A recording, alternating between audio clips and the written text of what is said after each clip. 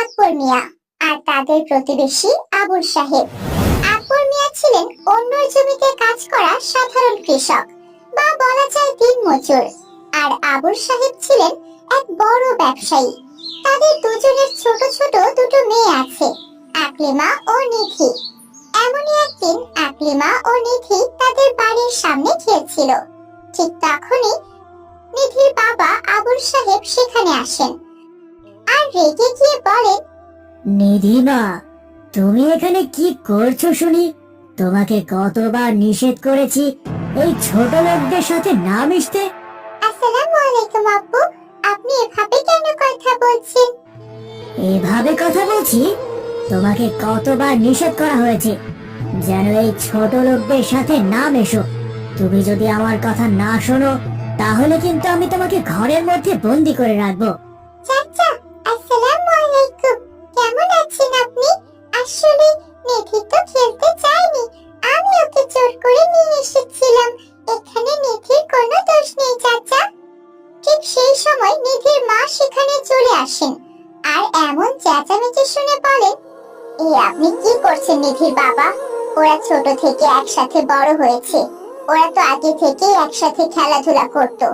আর তাছাড়া ও তো আমাদের প্রতিবেশী, প্রতিবেশীদের সাথে মিলেমিশে থাকাটাই শ্রেয়।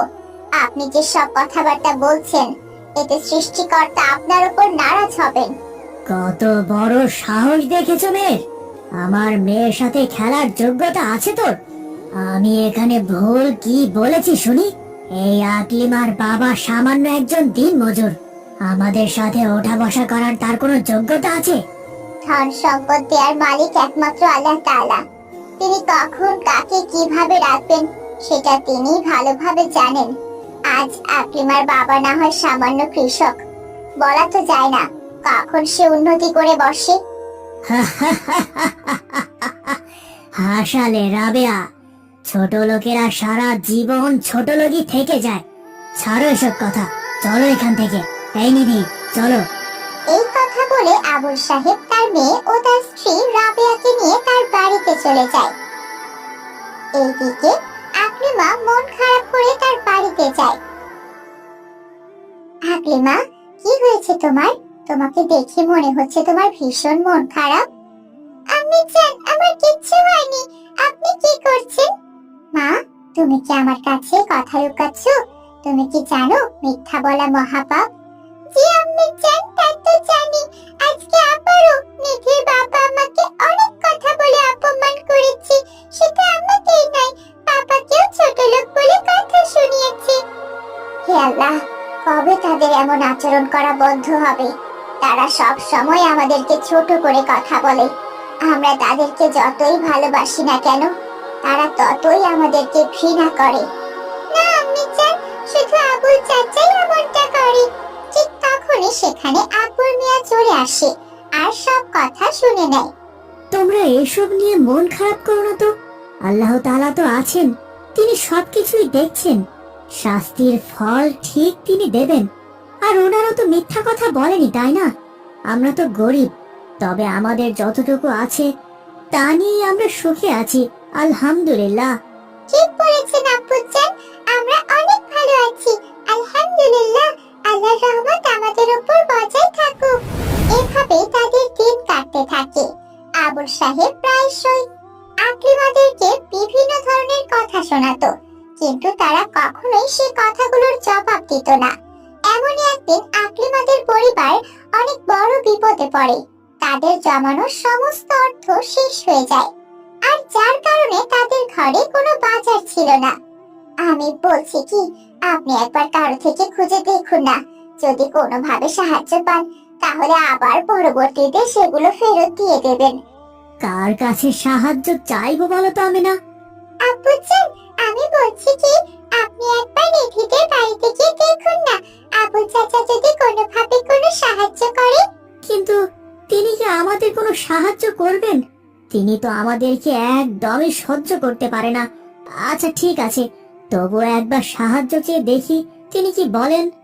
এরপর আকবর নিয়ে যায় আবুল সাহেবের বাড়িতে। আসসালামু আলাইকুম ভাইজান, আপনি কেমন আছেন? কি ব্যাপার আকবর, তুমি আমাদের বাড়িতে কি করছো? এখানে তোমার কি কাজ? আসলে ভাইজান, বড্ড বিপদে পড়ে আপনার কাছে এসেছিলাম, একটু সাহায্য দরকার। আসলে আসলে আমাদের জমানো সকল অর্থ শেষ হয়ে গেছে। কোনো উপায় না পেয়ে আপনার কাছে এলাম সাহায্য চাইতে। আপনি কি কিছু অর্থ আমাকে ধার দিতে পারবেন? আমি সময় মতো সেগুলো আপনাকে আবার ফেরত দিয়ে দেব। অবশেষে ছোট লোক থেকে ভিখারিতে নেমে এলে বুঝি আকবর? না না ভাইজান, কি কথা বলছেন? আমি আবার ভুল কি বললাম? তোমাদের মতো লোকদেরকে আমার ভালো করে চেনা আছে। এই ছোট লোকদের এক সমস্যা, বুঝলে?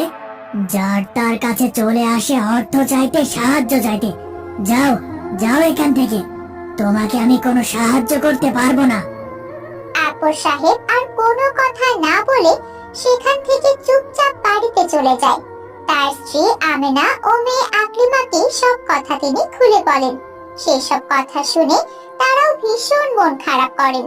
এভাবে বেশ কিছুদিন কেটে যায়। হঠাৎ একদিন নিধির মা রাবেয়া বেগম দৌড়ে আকলিমাদের বাড়িতে আসেন। ভাইজান, ও ভাইজান, বাড়িতে আছেন? আরে ভাবি, কি হয়েছে? ভাবি কাঁদছেন কেন? ভাবি, বিশাল এক অঘটন ঘটে গেছে। আমার আপনাদের সাহায্য চাই। নিধি সিঁড়ি থেকে নামার সময় পিছলে পড়ে মাথা ফাটিয়ে ফেলেছে। ওর বাবা তো এখন বাড়িতে নেই, শহরে গেছে। ওকে তাড়াতাড়ি হাসপাতালে নিয়ে যেতে হবে। ইন্নালিল্লাহ, এসব কি বলছেন ভাবি? আপনি এখন এখানে দাঁড়িয়ে আছেন কেন? তাড়াতাড়ি যান, মেয়েটাকে নিয়ে হাসপাতালে যেতে হবে তো। আকবর মিয়ারা আর এক মুহূর্ত দেরি না করে তাড়াতাড়ি নিধিকে নিয়ে হসপিটালে রওনা হয়। হসপিটালে ডক্টর সাহেব তাদেরকে জানান যে মেয়েটার মাথা থেকে অনেক রক্ত পড়েছে, ওর জন্য এক ব্যাগ রক্ত প্রয়োজন। ওর রক্তের গ্রুপ হলো বি পজিটিভ। ডাক্তার সাহেব, আমার রক্তের গ্রুপ বি পজিটিভ। আপনি আর এক মুহূর্ত দেরি না করে চলুন তাড়াতাড়ি, মেয়েটাকে বাঁচাতে হবে। দেখেছেন আপনি, আপনি না থাকায় ওনারা কত কষ্ট করে নিধিকে হাসপাতালে নিয়ে গেছে। আবার ভাইজান কোনো কিছু না ভেবেই নিধিকে রক্তদান করেছেন। অথচ আপনি শুধু একটু অর্থের কারণে তাদেরকে দিনের পর দিন নানা কথা শুনিয়েছেন। তাদের বিপদে আপনি তাদের পাশেও দাঁড়াননি, বরঞ্চ অপমান করে তাড়িয়ে দিয়েছেন। এবার আপনি ভাবুন তো, আপনি কতটা অন্যায় করেছেন ওদের সঙ্গে। আমি বলেছিলাম না, আল্লাহ তাআলা কখন কাকে কোন পর্যায়ে নিয়ে যাবে কেউ বলতে পারবে না। আকবর ভাইজান, আমাকে তুমি ক্ষমা করে দাও। আমি সত্যি অর্থের লোভে অন্ধ হয়েছিলাম। আমি শুধু ভাবতাম যাদের অর্থ আছে তারাই একমাত্র এই সমাজের ক্ষমতাবান লোক। আপনাদেরকে কতবার কত কথা বলে হেয় করেছি।